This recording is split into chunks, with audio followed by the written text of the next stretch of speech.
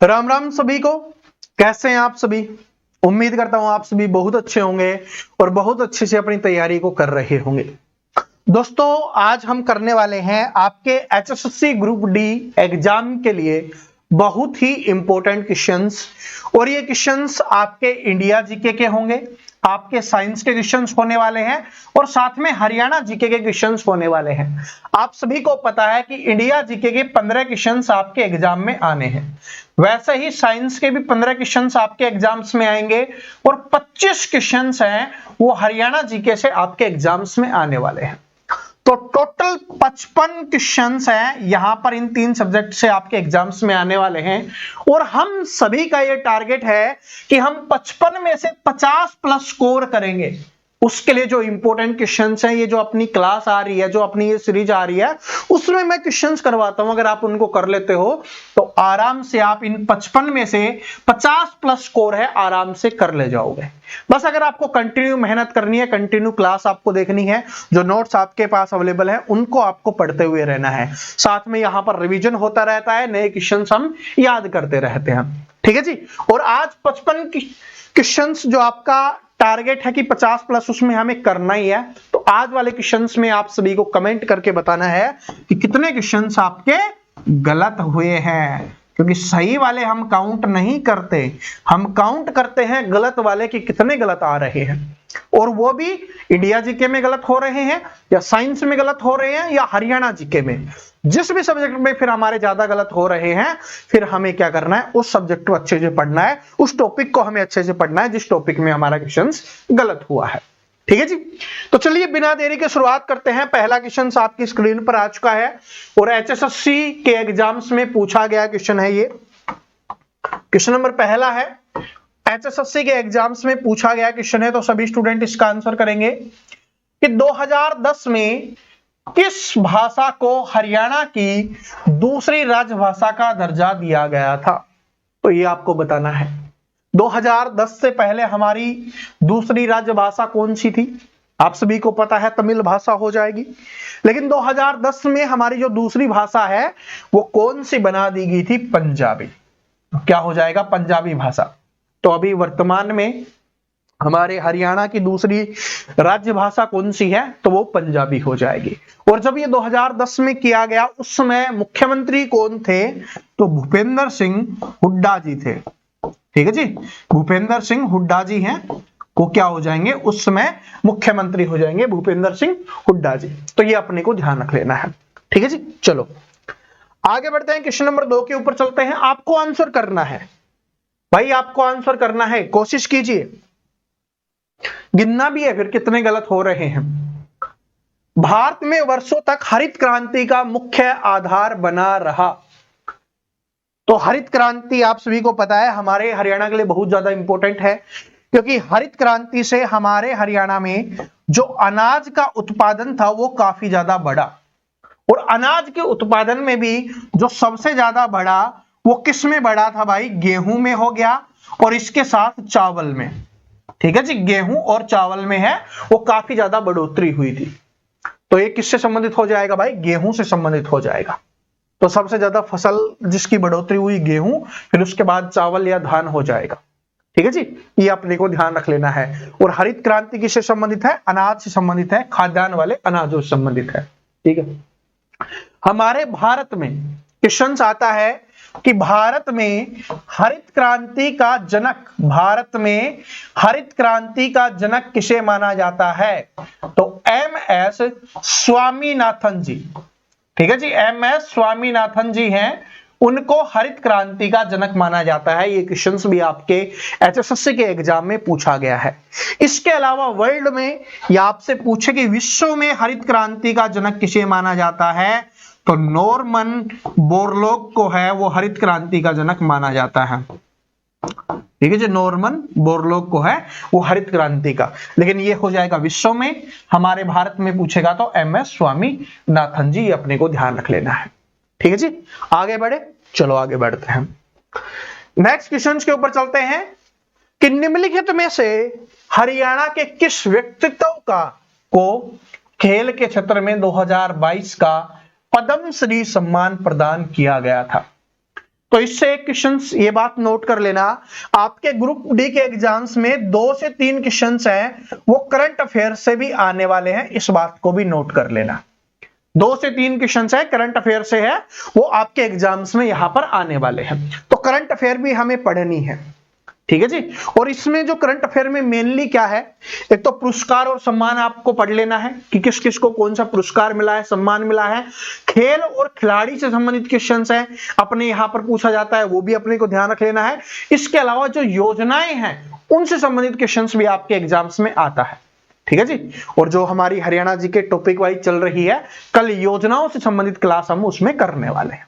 चलो अब बताओ, तो 2022 में पद्मश्री किसे दिया गया था? सुमित अंतिल जी को ये पुरस्कार दिया गया था, ये याद रख लेना, ठीक है जी। अपने देश में 4 ही बड़े पुरस्कार है, सबसे बड़ा भारत रत्न पुरस्कार हो जाएगा, पद्मश्री है, पद्म भूषण है, पद्म विभूषण है, ठीक है। तो ये नागरिकों को सम्मान दिए जाते हैं। आगे बढ़ते हैं, नेक्स्ट क्वेश्चन है आपका कि साई अंतरराष्ट्रीय बॉक्सिंग अकादमी जो रोहतक में है, शुभारंभ किस वर्ष में हुआ था? HSSC 2022 में पूछा गया क्वेश्चन है। आप सभी स्टूडेंट इसका आंसर करेंगे कि जो साई राष्ट्रीय बॉक्सिंग अकादमी, तो पहले तो यही याद कर लो कि साई राष्ट्रीय बॉक्सिंग अकादमी है, ये कहां पर स्थित है? तो ये रोहतक में स्थित है। कहां पर स्थित है? रोहतक में स्थित है। अब हमें बताना है कि इसकी शुरुआत कब की गई थी, इसका शुभारंभ कब किया गया था? तो 2017 में इसका शुभारंभ किया गया था। तो जो बोलते हैं ना डेट से क्वेश्चंस नहीं आते भाई, डेट से कम 2 क्वेश्चंस आपके एग्जाम्स में आते हैं। तो जो तारीखें हैं वो अपने को याद रख लेना है, वरना फिर शनि देवल आ जाएगा, बोलेगा तारीख पे तारीख, तारीख पे तारीख, ठीक है जी। तो याद कर लो जरूर, ठीक है। जितनी भी डेट्स है ना वो आपको याद करनी ही है। नेक्स्ट क्वेश्चन के ऊपर चलते हैं। हरियाणा जीके का ही क्वेश्चन है आपका कि खिलाड़ी सीमा पूनिया अंतिल हरियाणा के किस गांव से संबंधित है? अरे हम हरियाणा में खेल बहुत इंपॉर्टेंट है, क्योंकि पूरे देश में जितने मेडल आते हैं ना, पूरा देश बाकी स्टेट एक साइड और हमारा हरियाणा एक साइड, फिर भी ज्यादा मेडल हरियाणा से ही आते हैं, ठीक है जी। तो खेल और खिलाड़ी हमारे लिए बहुत इंपॉर्टेंट है। कौन सा खिलाड़ी कौन से खेल से संबंधित है, इसके अलावा वो कौन से गांव से संबंधित है, कौन सा पुरस्कार और सम्मान उसको दिया गया है, तो ये सारे के सारे आपको याद रख लेना है, ठीक है। चलो बताओ, खिलाड़ी सीमा पूनिया अंतिल हरियाणा के कौन से गांव से संबंधित है? तो हरियाणा के खेबड़ा गांव से संबंधित है। और जो टॉपिक वाइज क्लासेज आ रही है ना अपनी, उनमें मैं खेल और खिलाड़ी वाला टॉपिक है उसकी स्पेशल प्रैक्टिस आपको जरूर करवाऊंगा, ठीक है जी, क्योंकि एग्जाम के लिए इंपॉर्टेंट है। तो खिलाड़ी सीमा पूनिया अंतिल है, ये कौन से गांव से हो जाएगी? खेबड़ा गांव से हो जाएगी।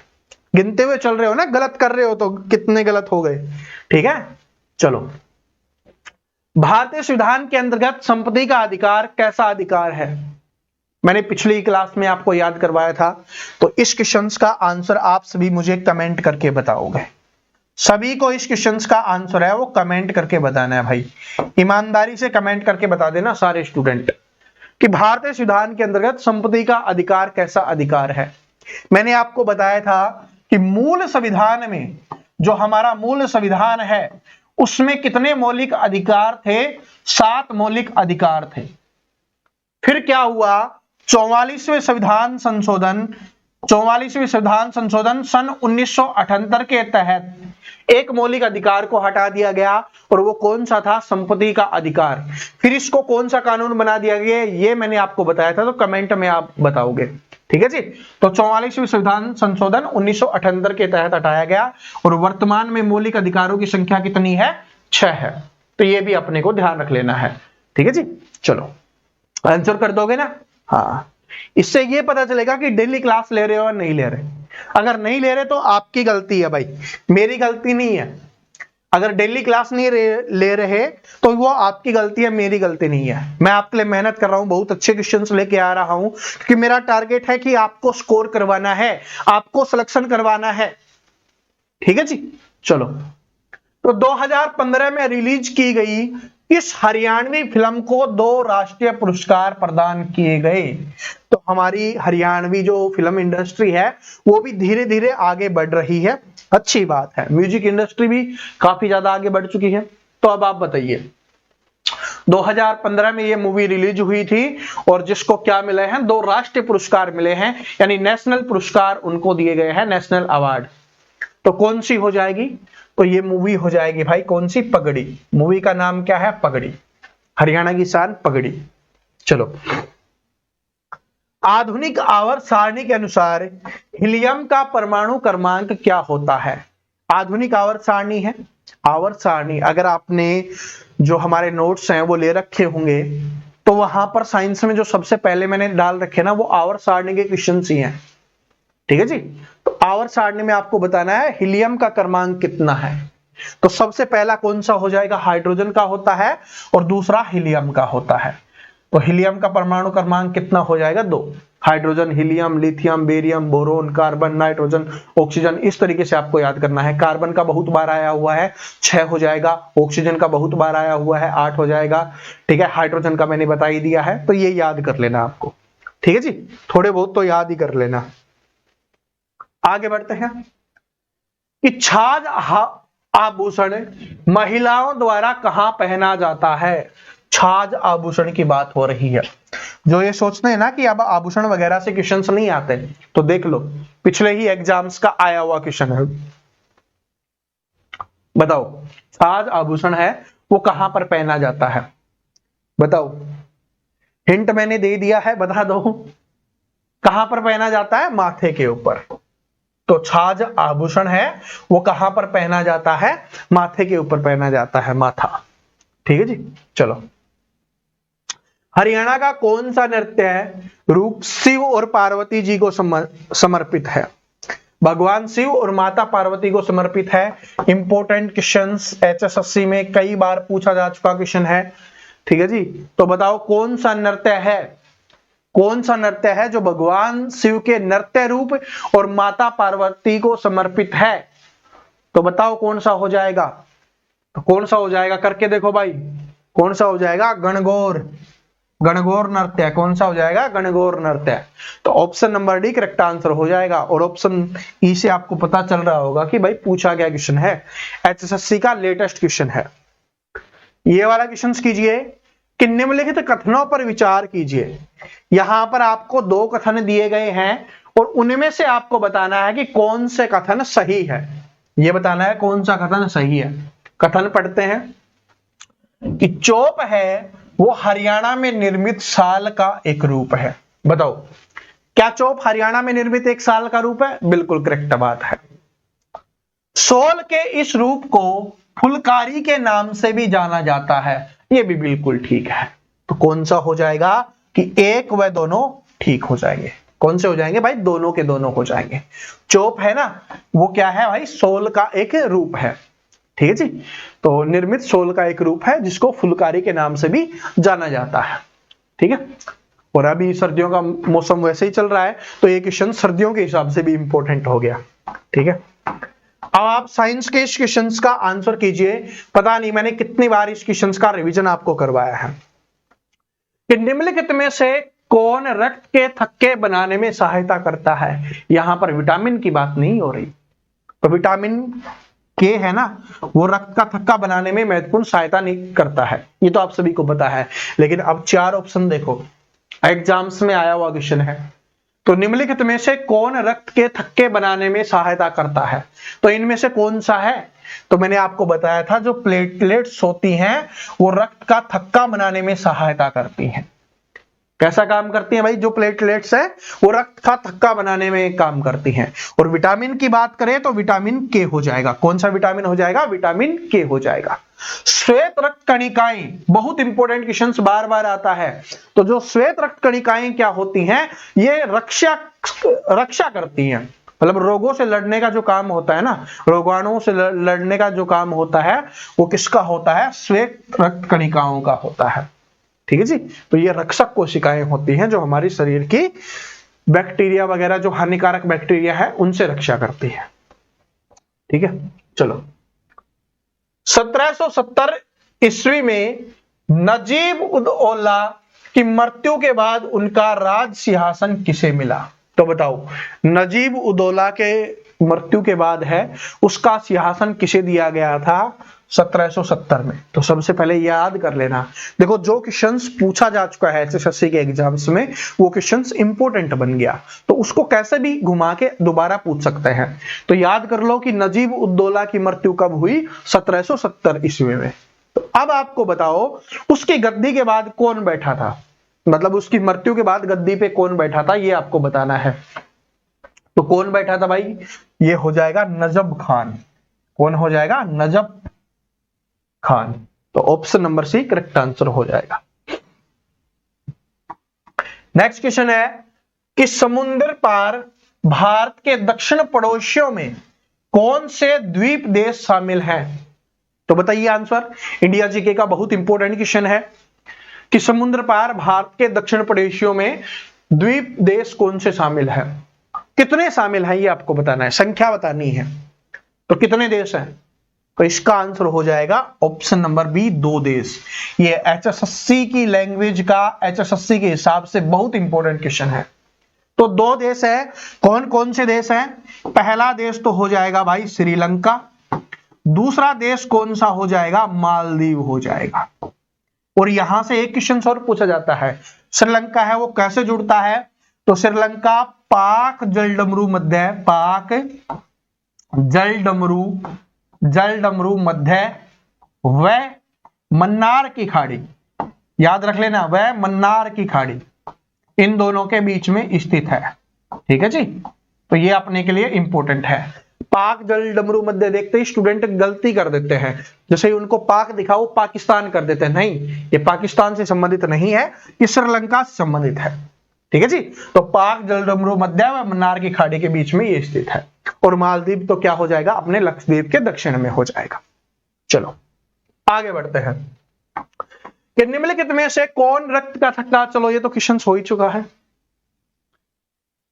जैसा कि भारतीय संविधान के अनुच्छेद 168 में निहित है, किसी राज्य के विधानमंडल के 2 सदन होते हैं। भाई किसी भी राज्य के जो विधानमंडल होता है उसमें 2 सदन होते हैं। एक को खालिस्तान कहा जाता है और दूसरे को विधानसभा के रूप में जाना जाता है। तो अगर जिस राज्य में 2 विधानमंडल है उसमें एक को तो विधानसभा बोला जाता है, दूसरे को क्या बोला जाता है ये हमें बताना है। तो इसका करेक्ट आंसर हो जाएगा, उसको बोला जाता है भाई विधान परिषद। क्या बोला जाता है उसको? विधान परिषद बोला जाता है।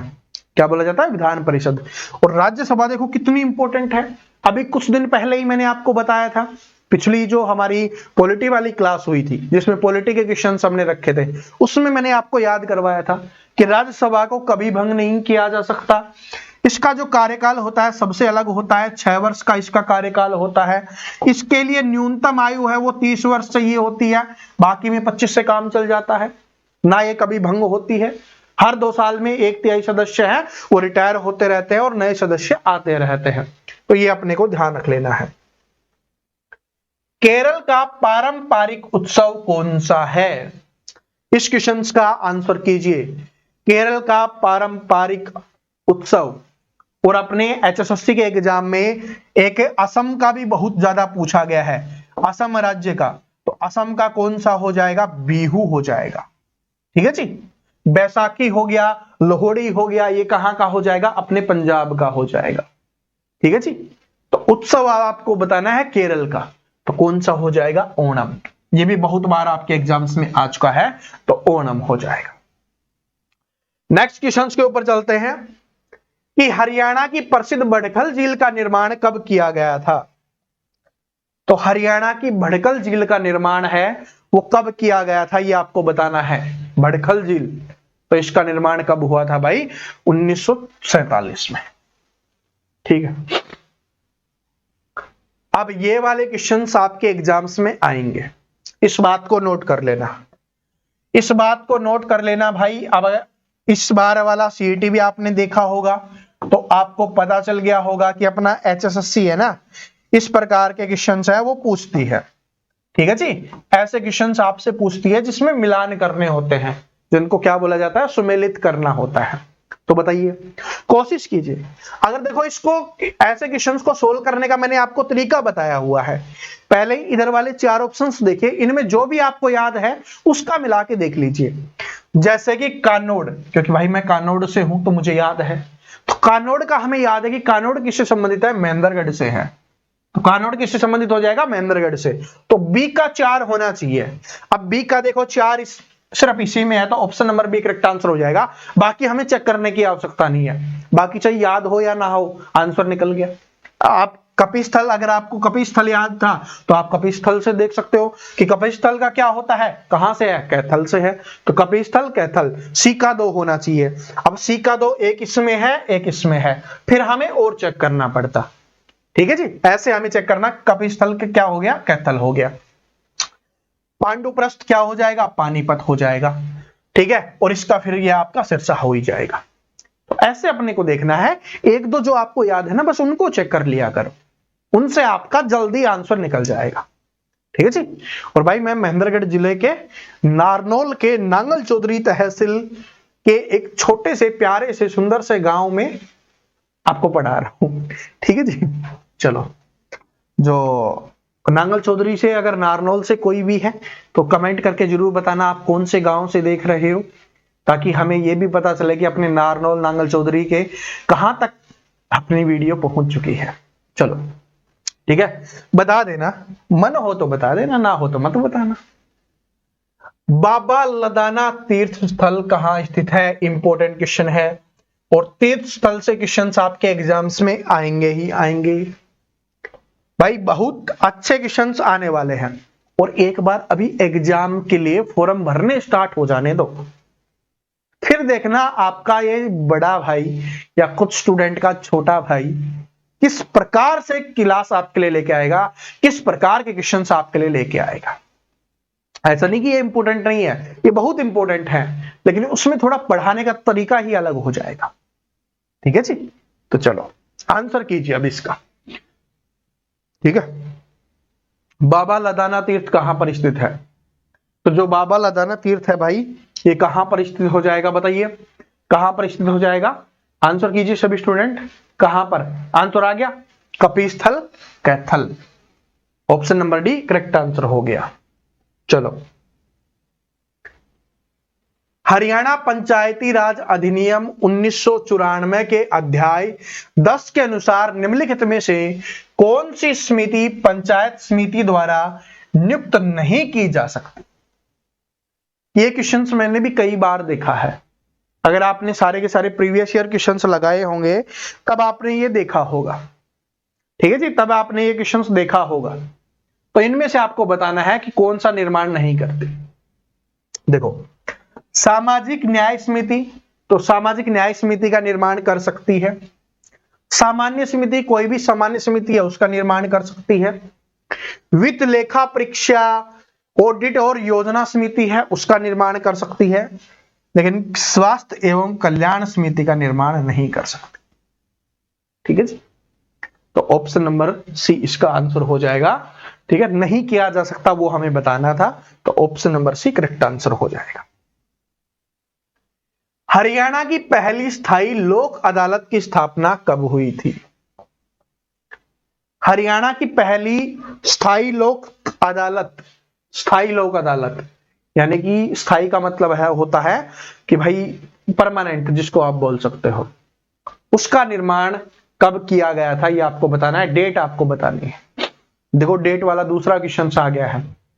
ठीक है, तो आंसर कीजिए इसका, कब किया गया था, कब किया गया था भाई पहली स्थायी लोक अदालत की स्थापना।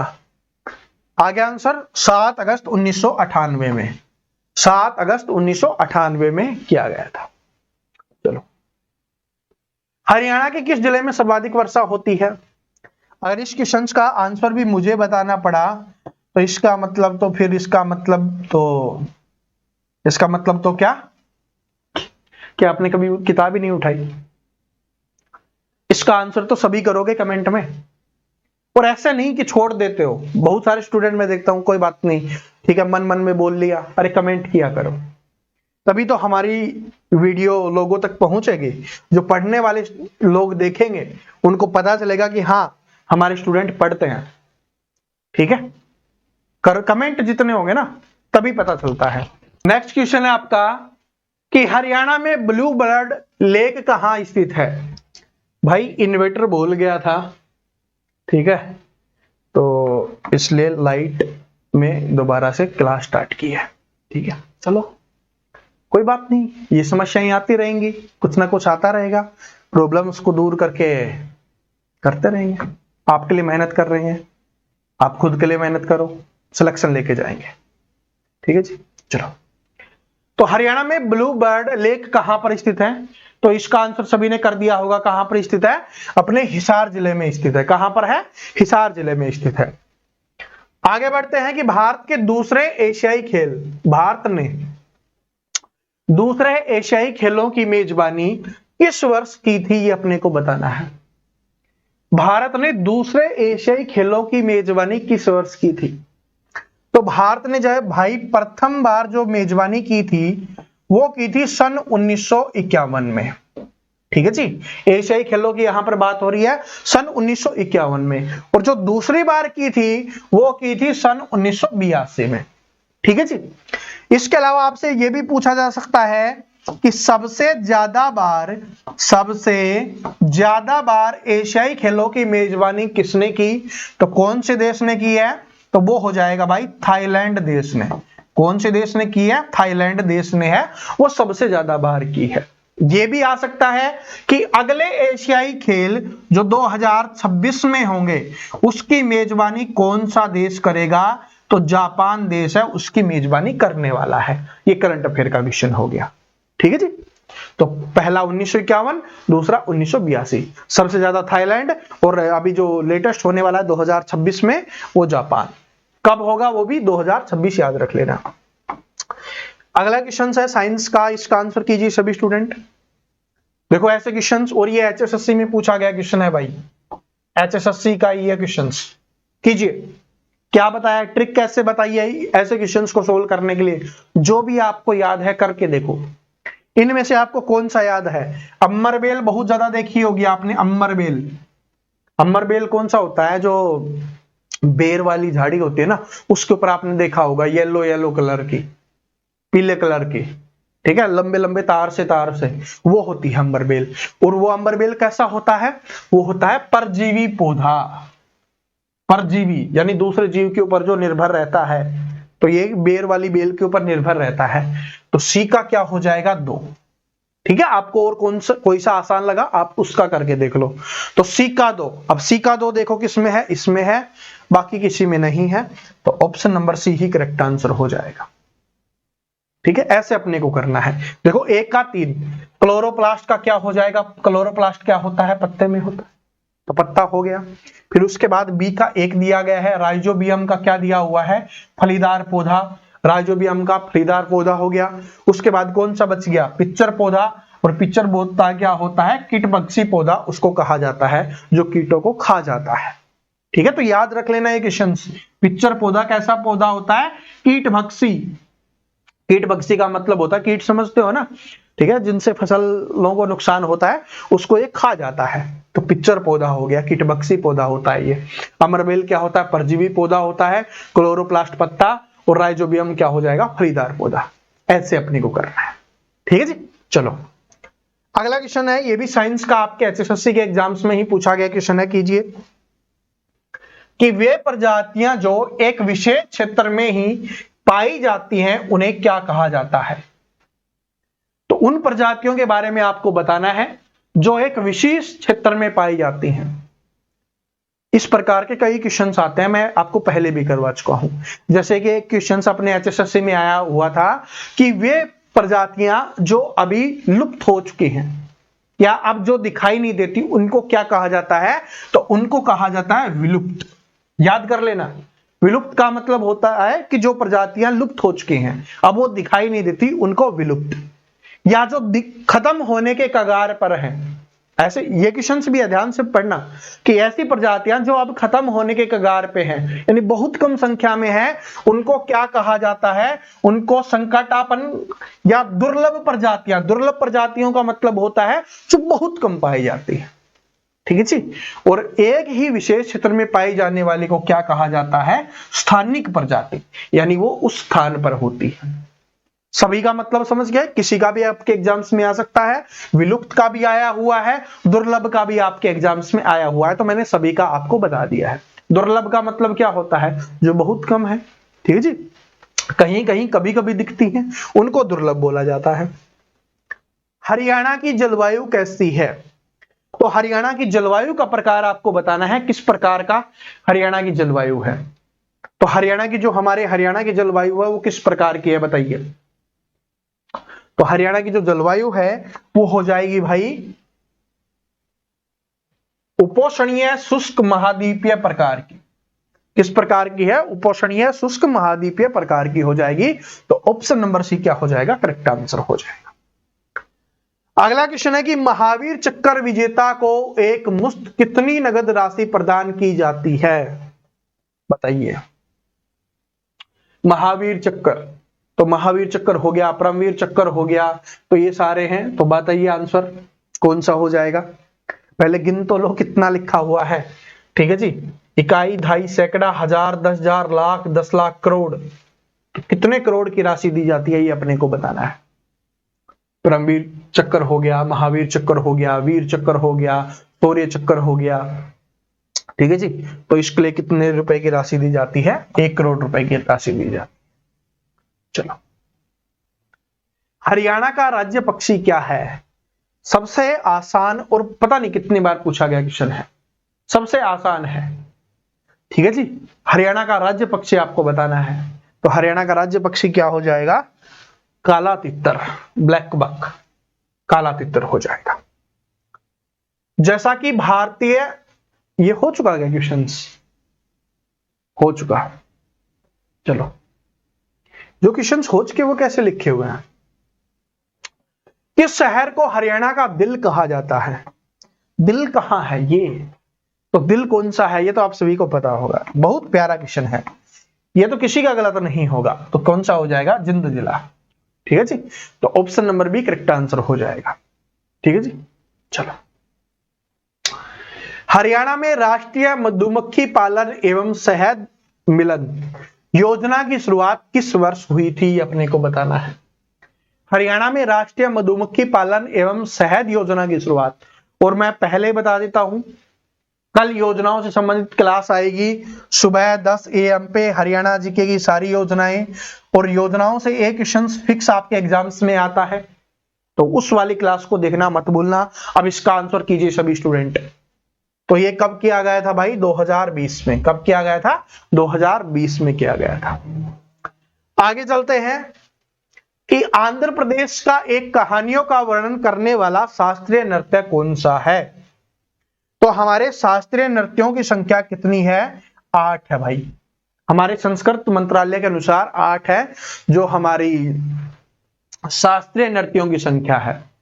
उसमें से कथक है, जो कथक नृत्य है ये कौन से देश, कौन से राज्य का हो जाएगा, उत्तर प्रदेश राज्य का हो जाएगा। स्त्रिया नृत्य जो लिखा हुआ है ये कौन से राज्य का हो जाएगा, ये असम राज्य का हो जाएगा। मणिपुरी जैसे नाम से ही पता चल रहा है कौन से राज्य का हो जाएगा, ये मणिपुर राज्य का हो जाएगा। कुचिपुड़ी ये कौन से राज्य का हो जाएगा, आंध्र प्रदेश राज्य का। तो हमसे आंध्र प्रदेश राज्य का पूछा था, तो option number D correct answer हो जाएगा। आंध्र प्रदेश का क्या हो जाएगा, कुचिपुड़ी, कि अंधे व्यक्ति को कच्ची पूड़ी मत दो, ठीक है जी। इसके अलावा आपसे एक और पूछा जाता है कथकली। कथकली ये किसका हो जाएगा, केरल का। कथकली किसका हो जाएगा, केरल का हो जाएगा। और केरल का एक और है मोहिनी अट्टम। कौन सा है भाई, केरल का एक और है, और वो कौन सा है, मोहिनी अट्टम हो जाएगा, ठीक है जी, मोहिनी अट्टम। तो ये भी कहां का है, केरल का है।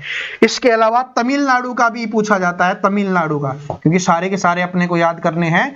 तो तमिलनाडु का क्या हो जाएगा, तमिलनाडु का हो जाएगा भारतनाट्यम, ठीक है जी, भारतनाट्यम क्या हो जाएगा, तमिलनाडु का हो जाएगा। और इसके अलावा उड़ीसा का ओडिसी, ठीक है, हो गए ना, 4 ये हो गए, 5, 6, 7, 8 हो गए, ठीक है जी।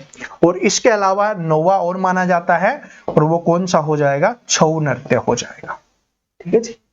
तो इस प्रकार यहां पर अपनी ये जो क्लास है वो समाप्त होती है।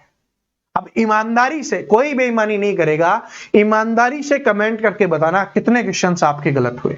साइंस वालों में गलत हुए हैं, इंडिया जीके वालों में गलत हुए हैं, या हरियाणा जीके वालों में गलत हुए हैं। आज वाली क्लास में हमने हरियाणा जीके के ज्यादा रखे थे, कल वाली क्लास में हम साइंस के ज्यादा रख लेंगे। फिर जैसे जैसे क्लासेस बढ़ती रहेंगी इंपॉर्टेंट चीजें आपके लिए आती रहेंगी।